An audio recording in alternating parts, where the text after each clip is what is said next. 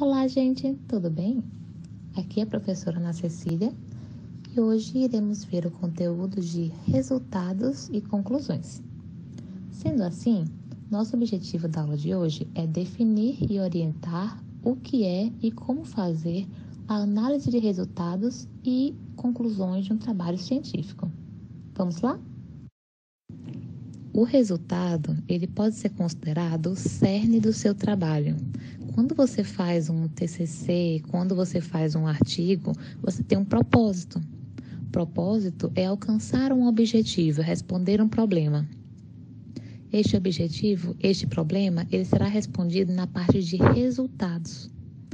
Então, tudo que você fez até então, ele vai fechar nesse momento, que é um momento na qual você vai, de fato, revelar aquilo que você encontrou na sua pesquisa. Então, de repente, os dados relevantes que você obteve serão sintetizados e enquanto antes você tinha uma descrição daquilo que foi encontrado na literatura, nas leituras, agora você vai trabalhar com uma dissertação, no sentido em que você vai estar não apenas encontrando observações novas, mas também debatendo-as e aí cruzando elas com a sua literatura. Então, esse elemento é o que vai trazer, de fato, qualidade ao seu texto, porque a sua pesquisa, ela começa a fechar neste momento, no momento em que os resultados começam a aparecer.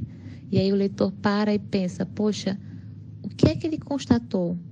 Qual foi a resposta para aquele objetivo 1, para aquele objetivo 2, para aquele objetivo 3 específico? Realmente é isso? Realmente não é? Então, o resultado é quem vai trazer essa análise. E foi por causa dele que tinha aquele referencial teórico, para que você possa fazer esse cruzamento de informações, para que você possa testar hipóteses, para que você possa resolver aqueles problemas. Então, enquanto antes você descrevia aquilo que você encontrou, nos resultados você vai dissertar, você vai debater, você vai analisar aquilo que foi fruto da sua pesquisa, daquilo que você fez, não um terceiro.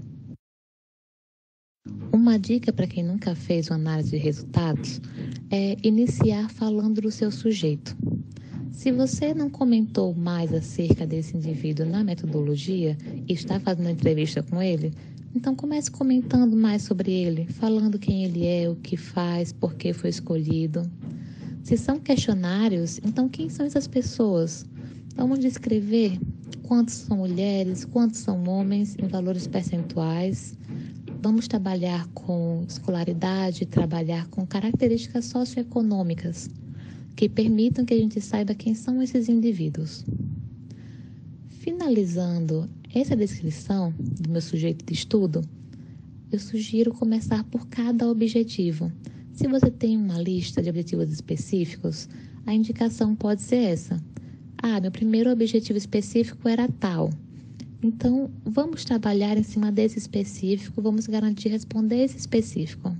Finalizando o primeiro, vamos para o segundo, vamos para o terceiro. De repente, essa é uma forma de garantir que você consiga alcançar todos os específicos, logo o geral também, e consiga organizar bem como viria o seu texto escrito. Lembrando que você sempre tem que estar trabalhando junto com a literatura, ok? Vale salientar que os resultados, ele compõe o seu texto. Logo, é um texto, é uma redação e deve haver para tal uma sequência lógica, tanto nos textos quanto nas ilustrações, para evitar muitas quebras. Eu falo um parágrafo de um assunto, um parágrafo de outro. Acaba que quebra a fluidez. E o texto ele tem que ser fluido, ele tem que ser fácil de entendimento, de leitura. Pode haver necessidade, então, de você abrir subtópicos. De repente, eu tenho tantos elementos naqueles meus resultados que ficam mais fáceis de se entender se eu conseguir abrir um subtópico, por exemplo, de caracterização da organização. Então, abro aquele subtópico, trato daquele assunto e, finalizando, abro um novo subtópico. Isso é perfeitamente possível de ser feito. por fim, friso ainda que quando você coloca uma ilustração, um gráfico, uma tabela, um quadro, o leitor ele também vai estar visualizando e realizando a leitura daquela ilustração. Então, se de repente eu coloco lá os percentuais de gênero, percentuais de escolaridade, e eu chego no meu texto para escrever aquele percentual de gênero, aquele percentual de escolaridade, a leitura se torna repetitiva, se torna maçante para o leitor do meu artigo ou do meu TCC. Então, se eu já tenho aquele percentual num quadro, numa tabela, num gráfico, evitar fazer uma dupla leitura na parte inferior, a menos eu queira frisar algum resultado. Então, seria algo muito específico. O foco ele não deve estar assim na leitura da tabela, na leitura do quadro, e sim nas análises que podem serem feitas em cima disso. Então, o foco é no debate em si e não na leitura do percentual. Vamos então para as conclusões. Nas conclusões é onde iremos colocar os principais achados de nossa pesquisa. Caramelli faz até uma associação interessante, na qual ele fala que a conclusão é a cereja do bolo. É como um filme de gladiador, na qual o público inteiro está esperando que a pessoa se manifeste com o polegar para cima ou o polegar para baixo, conforme o veredito. Então fica toda aquela expectativa em torno da sua conclusão. Nós iremos colocar na conclusão, então, os achados de cada específico, focando sempre no geral. Em fechar o geral, colocar a resposta para o nosso objetivo geral, mas sempre de forma sucinta. A conclusão ela deve ser enxuta, então você não pode ser prolixo. E deixar bem claro o que é realmente conclusivo em torno dos seus dados e aquilo que é suposição. Uma grande dificuldade dos pesquisadores é separar o que é suposição e o que vem de seu dado efetivamente quando você vai escrever os resultados e conclusões. Aquilo que for uma suposição do pesquisador pode aparecer, mas deve ser marcada como tal. Então, supõe-se então que... Aí assim vai, deixando bem claro aquilo que é suposição e aquilo que efetivamente os dados falam. Logo, na conclusão, você não vai estar revisitando percentuais, revisitando dados, e sim pegando os principais achados e dando destaque naqueles que efetivamente merecem esse destaque, aquilo que é principal e que vai fazer diferença para o leitor e para o pesquisador que estiver trabalhando com seu artigo.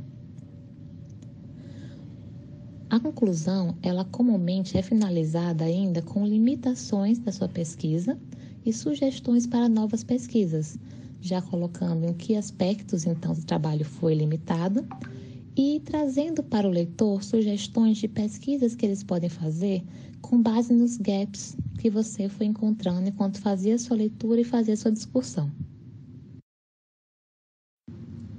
Vimos, então, na aula de hoje, que os resultados ele tem a função de revelar o que foi encontrado na pesquisa, respondendo então objetivos geral e específicos, que nele estaremos descrevendo os achados de nossa pesquisa e debatendo esses achados na literatura, mas que devemos lembrar sempre que ele é um texto, logo tem que ter a leitura fluida, incluindo também as ilustrações, na qual, se o leitor está lendo também aquele quadro, aquelas tabelas, eu não vou ficar repetindo o conteúdo.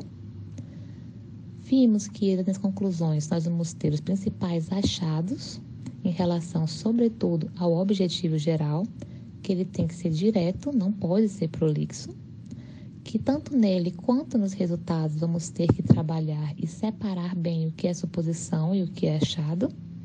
E normalmente fechamos a conclusão com limitações e sugestões para trabalhos futuros.